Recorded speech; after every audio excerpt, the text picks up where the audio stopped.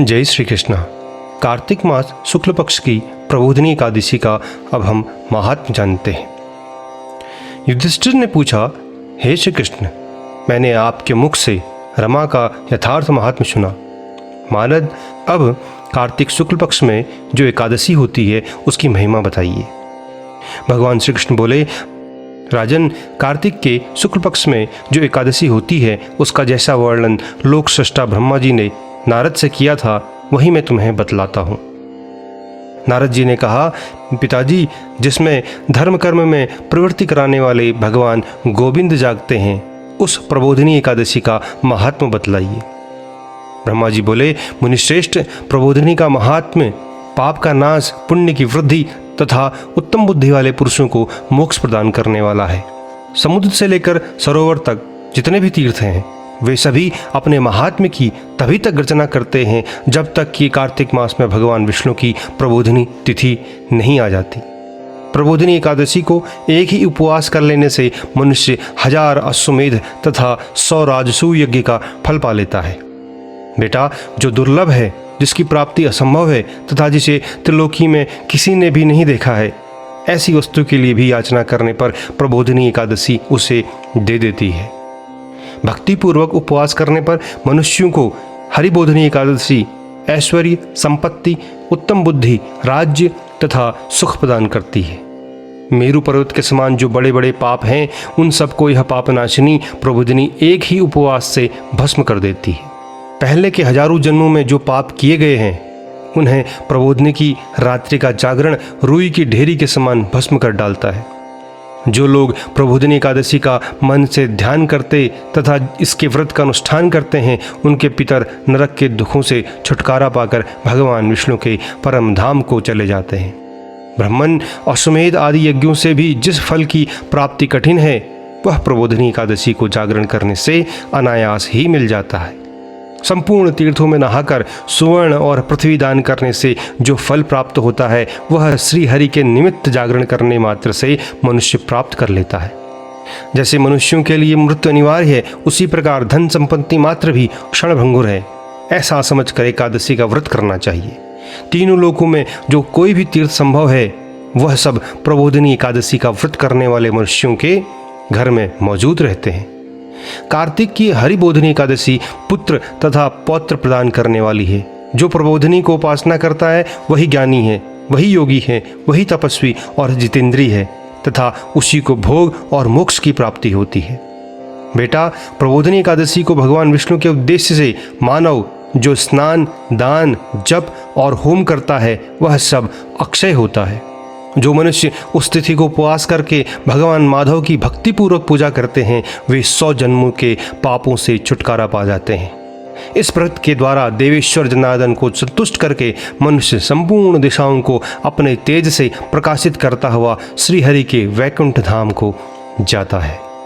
प्रबोधिनी को पूजित होने पर भगवान गोविंद मनुष्यों के बचपन, जवानी और बुढ़ापे में किए हुए 100 जन्मों के पापों को चाहे वे अधिक हों या कम धो डालते हैं। अतः सर्वथा प्रयत्न करके संपूर्ण मनोवांछित फलों को देने वाले देवाधिदेव जनार्दन की उपासना करनी चाहिए। बेटा नारद, जो भगवान विष्णु के भजन में तत्पर होकर कार्तिक में पराय अन्न का त्याग करता है वह चांद्रायण व्रत का फल पाता है। जो प्रतिदिन शास्त्रीय चर्चा से मनोरंजन करते हुए कार्तिक मास व्यतीत करता है वह अपने संपूर्ण पापों को जला डालता है और 10,000 यज्ञों का फल प्राप्त करता है। कार्तिक मास में शास्त्रीय कथा के कहने सुनने से भगवान मधुसूदन को जैसा संतोष होता है वैसे उन्हें यज्ञ, दान अथवा जप आदि से भी नहीं होता। जो शुभ कर्म परायण पुरुष कार्तिक मास में एक या आधा श्लोक भी भगवान विष्णु की कथा बाँचते हैं उन्हें 100 गोदान का फल मिलता है। महामुने, कार्तिक में भगवान केशव के समान शास्त्र का स्वाध्याय तथा श्रवण करना चाहिए। मुनिश्रेष्ठ, जो कार्तिक में कल्याण प्राप्ति के लोभ से श्रीहरि की कथा का प्रबंधन करता है वह अपनी 100 पीढ़ियों को तार देता है। जो मनुष्य सदा नियम पूर्वक कार्तिक मास में भगवान विष्णु की कथा सुनता है उसे सहस्त्र गोदान का फल मिलता है।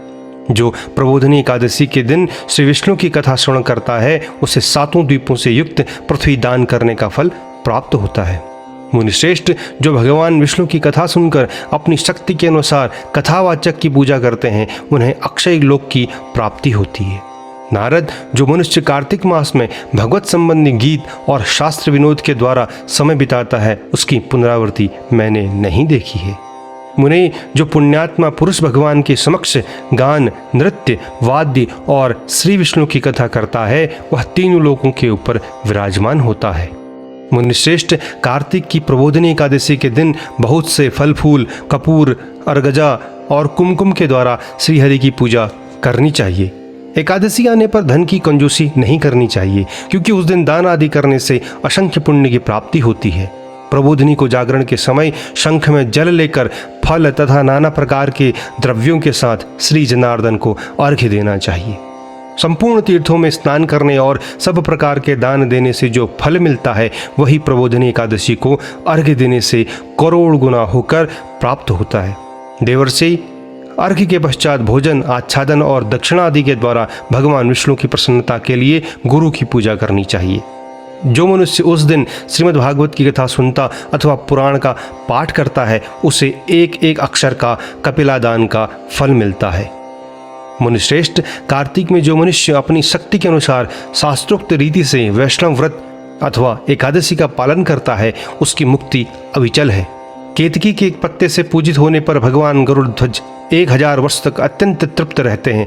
देवर्षि जो अगस्त के फूल से भगवान जनार्दन की पूजा करता है उसके दर्शन मात्र से नरक की आग बुझ जाती है।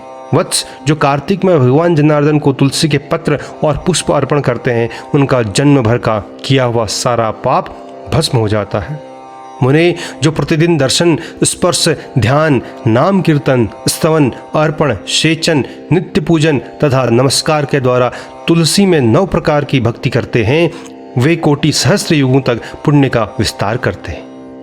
तुलसी दल पुष्पाणि ये यच्छन्ति जनार्दने कार्तिकै सकलं वत्स पापं जन्मार्जितं दहेत् दृष्टा स्पृष्टात् वाध्याता कीर्तिता नामतः स्तुता रोपिता सेचिता नित्यं पूजिता तुलसी नता नवधा तुलसी भक्तिं ये कुर्वन्ति दिने दिने युग कोटि सहस्राणि तन्वन्ति सुकृतं मुने।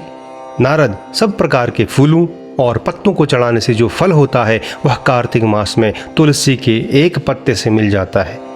कार्तिक आया देख प्रतिदिन नियम पूर्वक तुलसी के कोमल पत्तों से महाविष्णु श्री जनार्दन का पूजन करना चाहिए। 100 यज्ञों द्वारा देवताओं का जन करने और अनेक प्रकार के दान देने से जो पुण्य प्राप्त होता है वह कार्तिक मास में तुलसी दल मात्र से केशव की पूजा करने पर प्राप्त हो जाता है। जय श्री कृष्ण।